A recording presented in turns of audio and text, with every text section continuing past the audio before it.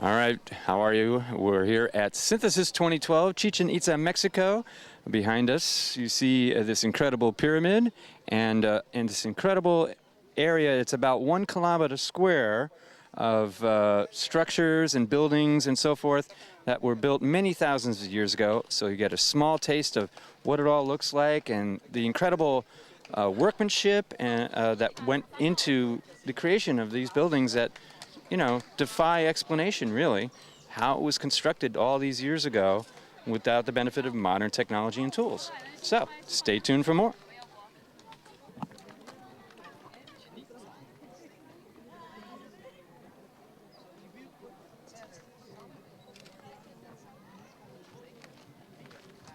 All right, well, here we are at the end of the world, right here at Chichen Itza, and we're here during the day. You're able to see something for now.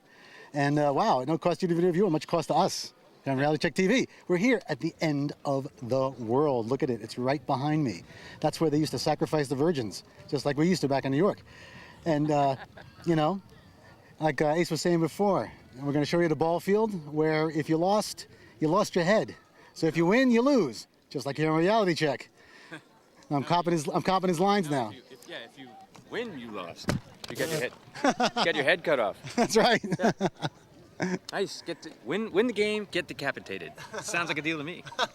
And as you see off to the side of this structure here, which is the borderline of the ball field, we have our fellow media colleagues. There's Telemundo is here, Al Jazeera is here. So we got media from all over the world, and you. That's right. And me. And the Mighty Huge behind the camera. That's right. So we're hanging out, and we're going to check this all out. And like I said, it is really something to see. It's just mind-boggling how this stuff was built and still stands after many thousands of years. Earthquakes, bad weather, rain, you know, I mean... Reality Check, you know. As you can see, you know, we do damage, you know. This is a very appropriate shirt drawn by our good friend, the mighty Sergio Aragones. That's right. He's not here with us. He'd be able to translate. Yeah, if Sergio was here, he'd be able to translate for us.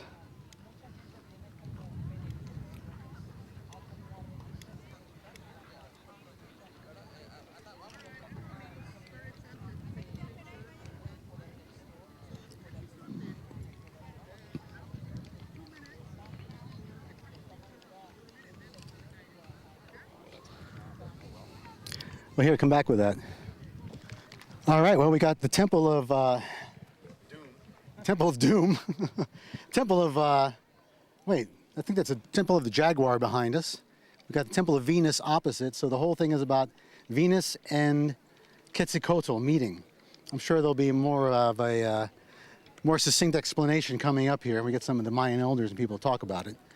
I'm just a layman, you know. I'm just a gringo. I don't know what I'm talking about. But here we are, and we're going to go see the famous ball field, which I remember seeing in my youth in books about history. So this should be a lot of fun. Oh my goodness. I think I see human sacrifice. We'll be right back.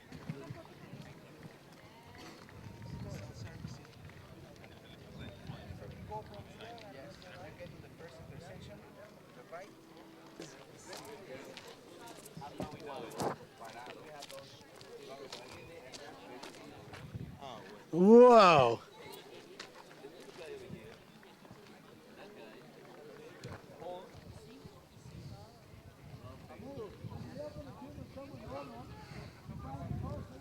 El Gran Juego de Pelota. And apparently these small rings, you had to get the ball through there. That's pretty hard, actually. So, you know, you had to work hard to get your head cut off, apparently. Now, what's amazing is you see all along here, you see all these amazing carvings and pictographs. It took them many hundreds of years, actually, to, after this area was rediscovered in the early 19th century, I think 1823, if I'm not mistaken. For hundreds of years, this was abandoned. There was nothing. And an explorer found it and started to document it and tried to decipher these pictographs. It took, I think, over 100 years, almost, till the early 20th century, before they finally were able to decode it all. They realized that some of the pictographs had phrases or concepts, and some of them were individual words, which was why it was so hard to translate. and decode. So yeah, it's pretty incredible. But once they were able to break it down and figure out what these told, it's pretty amazing stuff. And what you'll see is, I guess, they detail what happened here. You know, people who were decapitated and so on, dignitaries and royalty, and you know, basically telling their lives as it was happening at the time. So here we're doing it on video. There, they carved it in stone. So what you can do here is, the theory is as you get inside here into the walls, when you clap, the echo goes back and forth 7 times. So we're going to see if that's actually true. Ho! Woo!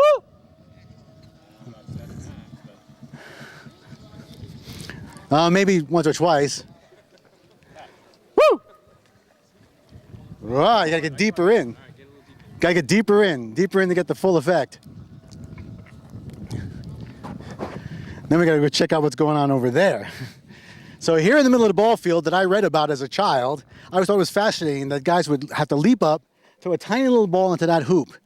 And of course, if you were the winner, well, you were the loser.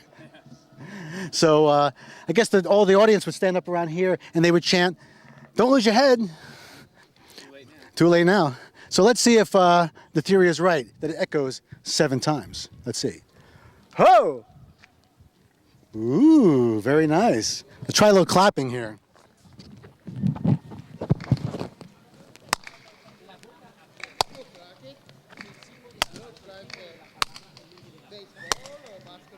I can hear it spreading out that way, that's for sure. I definitely hear it coming from all. Yeah.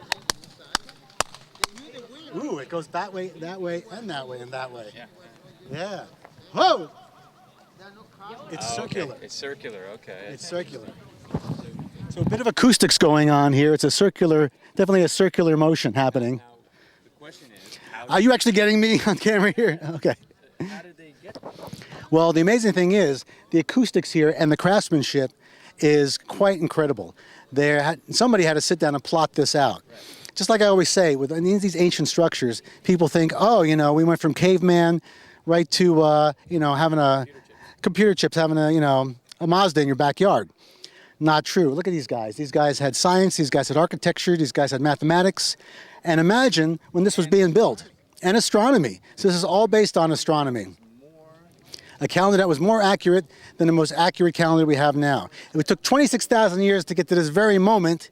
No, 2,600 years. 2,600 years? No, it's 26,000 years. This is the big end of the world. So it took 26,000 years to get to the end of the world, and the Mayans figured it all out to the minute. It's quite amazing. But what I'm going to tell you is, when we look at the architecture here, think about the guys that had to build this. You had contractors. You had, there was a whole crew of, artisans and masonry and stone carvers and guys carving this out. Somebody had to sketch out these drawings before it was carved. So imagine the contractor here. I got my stone masons are on here. They're on late. And where's the stone shipment? I got these guys over here complaining they want more money. I'm sure it was just like it is today. Nothing changes. Nothing changes. I'll tell you, my father was a contractor. I'm sure he had the same headaches as the guy that had when he built this joint. He probably had to build that circle 20 times. Or, you screwed up. That's circular enough. Do it again. Do it again. How does it stay up there? How does it stay up there? Well, that's a Mayan secret. Ancient Mayan secrets say long piece of stone goes all the way in there. That's probably about 8, 10 feet long, and then with the weight of that stone there and the weight of the stone on top, ain't going nowhere. Ain't going nowhere. All this time, many thousands of years. Stood the test of time. Stood the test of Reality Check TV, and since this is 2012. All right, kids. Now, if you look closely, you're going to see something very cool here. This is the guy that's running the ball game, and he has the honor of decapitating the winner. So there's the winner's head right there. And the blood spurting out underneath the winner's head is, that's the blood. Here's the blood spurts here. Oh, here's the blood spurts. That turn into snakes. Yeah. It's amazing stuff. And then down here, as I was saying, the winner's head, the blood once again turns into corn. Right. So it's fertility, a fertility rite. So there you go.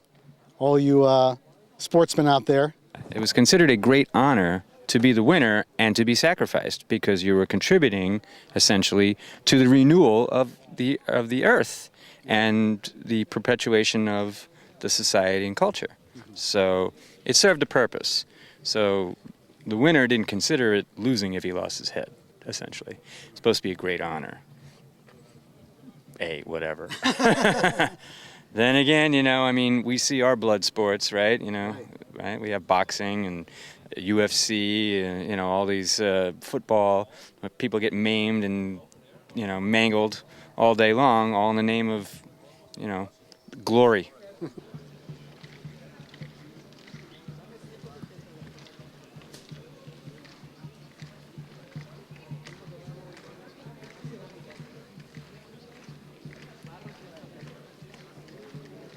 I'm just glad I was able to capture some of the Mayan procession, and then they did a little dance in front of the pyramid. I got that too. Oh, good job. That was pure luck. Being in the right place at the right time.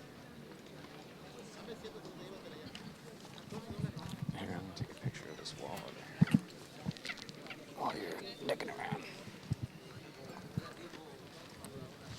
These skulls.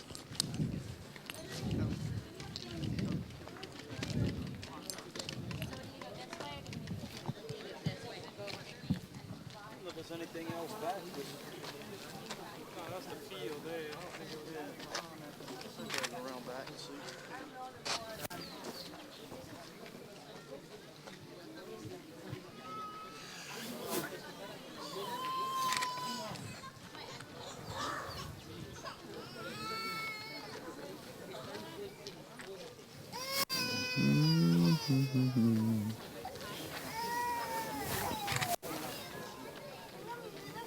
The Wall of Skulls. Yes, all the skulls indeed. Pretty badass. Yeah, let me get on this side. Yeah. I'll let your better side. Oh, Yeah. It doesn't matter. It doesn't matter. These skulls look better than me. But that said, I mean, look at just the incredible workmanship. I mean, these guys spent, you know, hours upon hours upon hours carving these things out by hand, you know, very simply. But it just shows the dedication and the craftsmanship and the, you know, they did it strictly for doing it, you know. That was what they did. Art for art's sake. Art for art's sake, which is something we've gotten away from, I think. Except here on Reality Check, where we do art for your sake. That's right. And we got some serpents here. More of these incredible pictographs. I mean, again, the detail, even after many years, is still evident. You know, given the weather has worn it all down, imagine how much more bold it was when it was first done. But they did it in such a fashion that, lo, these many years later, it's still visible. Well, I got to tell you, for the end of the world, the place is pretty mellow. I mean, there's supposed to be 300 million people here, right here on this spot. You know, dancing around, going crazy, waiting for aliens, end of the world, beams of light from belts of Orion. Just another day in paradise. Everyone's real mellow. Everyone's having a good time. Tourists are doing their tourist thing. We're doing our shtick. I don't know. This is the end of the world. It should happen more often. But hey, we're going to go check out some more stuff here. Very amazing. And if you really want to know what's going on, you got to hire an interpreter because there's really no signs or anything here, which kind of gives them a little boost to the local economy. In fact, this whole place gives a major boost to the local economy. Yeah. A great tourist attraction, a great place. And in town, we're having some good digs after all. So we'll give you more of a report on that when we get there. But right now, back to the end of the world. Now, those noises you hear in the background, that sound, is not really jungle cats. It's these carvings that when you blow through them sound like jaguars are going to come running up any minute and bite our legs off. Now, let's hope that doesn't actually happen because they are out there. That's jaguars. I mean, they're vicious.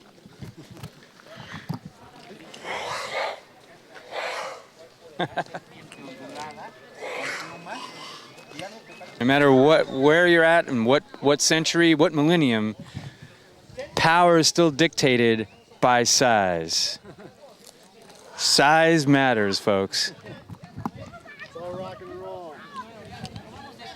Stand up there and you proclaim whatever it is you're proclaiming. You look down upon the masses and you go, boom, and they all go, ah. Pretty cool. We got the Mayan drum. Yes. Now, is this all handmade? Yes, it is. Ah, and it's beautiful. It has a nice tone. And you hand painted all of this as well? Are these Yes. natural colors or? Natural. Yeah. Natural So where do you find these colors? So the plants. In plants. Okay, Plants, cool. Yes. Oh, that's great. I mean, you got some magenta here. You got red, green, orange. It's beautiful. How long did it take you to make this? It's take almost 3 days. 3 days from start to finish. Now, on the other hand, you have the Jaguars. yes, Also, it's jaguares. homemade. That's beautiful, and you have little stones in the eyes. That's really cool. So, and how do you get the coloring? Is this also from plants? Yeah. Yes, it is. You bleach it out, and then oh my God, the craftsmanship is amazing. Now, how long did it take you? And this is like it looks like lacquered as well. Yeah. So this is all natural then, all the paint and the lacquer. Some chemics. Uh huh. So how long did it take you to make that? How long? How long? Yeah. 2 days. 2 days. Not bad. I mean, that's fairly quick actually. It's carrot. Uh huh. And what's the wood? What kind of wood is it? This is a ceramic. This is a ceramic. Oh, okay. Yes. Okay. Let me see. Oh my God, look at that. It's so amazing. You got snakes on there. Beautiful detail. Incredible. The snake represents the fertility Right. in this area. Mhm. Yes. And the jaguars represent the powers, house or family protection. Yes. That's why in this area there are a lot jaguars and snakes. Yeah. Hmm. Now what's the And also iguanas. iguanas? Iguanas means good luck. Good luck. Good luck. And the Mayan cultures. So, Templo de los Guerreros. This building owes its name to rows of pillars displaying relief carvings of warriors. It was erected. I'm sure, because look at all this work they did. So, they were certainly relieved. So, it was erected over an older structure, an ancient structure known as the Temple of Shakmul, upon whose walls the interior pillars are richly colored carvings of plumed serpents, warriors, and priests. The upper building only partially reflects its true grandeur. There are 3 sculpted masks with extremely long noses. All right, my ancestors. On the outer walls and at the corners. On the inner walls of the vaults, there were murals with scenes of war and daily life. The altar tables and benches may have served as seats and thrones for dignitaries. And again, it's like a little vague because, after the conquistadors came through here, they decimated everything. And they largely obliterated the written word of the Mayans. They still obviously spoke the language, but they had, after going forward, they had no connection to their past. Because what the missionaries tried to do, the Catholic missionaries tried to do, is convert them to Catholicism, and they obliterated all of their beliefs, all of everything that they knew was wiped away. And there's only a few select pieces of written material that are in a few museums around the world that were the basis for decoding all of these pictographs. It's quite sad, actually, that in the name of God, this incredible knowledge and culture, and how these things were made, and why, is lost. So they're only still, as days go by, they continue to excavate around here. They are still discovering what all of these things were for, and still forming new theories about what it all meant. So largely, it's conjecture. As we've learned in our previous travels to Belize and to Guatemala, and ancient structures there, a lot of these temples and buildings were built, as Ace was saying, on top of even more ancient structures. So they were constantly upgrading, well, maybe not constantly, but they were certainly upgrading the structures here. A new regime would come in, several generations would pass, and then a whole new structure would be built on top of the old. In fact, in the Chichen Itza pyramid itself, there is an inner pyramid. There's actually a pyramid within the pyramid. The original structure is deep inside that structure, and inside there, you can actually go into a chamber and see the old pyramid inside the new one. So more mysteries to come. And the thing to remember is these things were covered in vines, in jungle for hundreds of years. You know, people would come out here, kind of check it out, have a picnic, hang out, and then that was it. The jungle took over, and it was forgotten about for hundreds of years. And the cool thing is, this is private property that we're on. This isn't part of, this isn't public property. This is actually all privately owned, up to the point where you get to the actual structures themselves. Mexican government and the Mexican, Bureau of Historical Places, once you cross this line, that's their property. But out here, it isn't. It's a fascinating story. We're going to get the lowdown from our friend Barry, who's like super gringo. He knows everybody here. He's going to fill us in on everything you ever want to know about Peace de Pueblo, Chichen Itza, and surrounding environs. So stay tuned for that. That's going to be fascinating.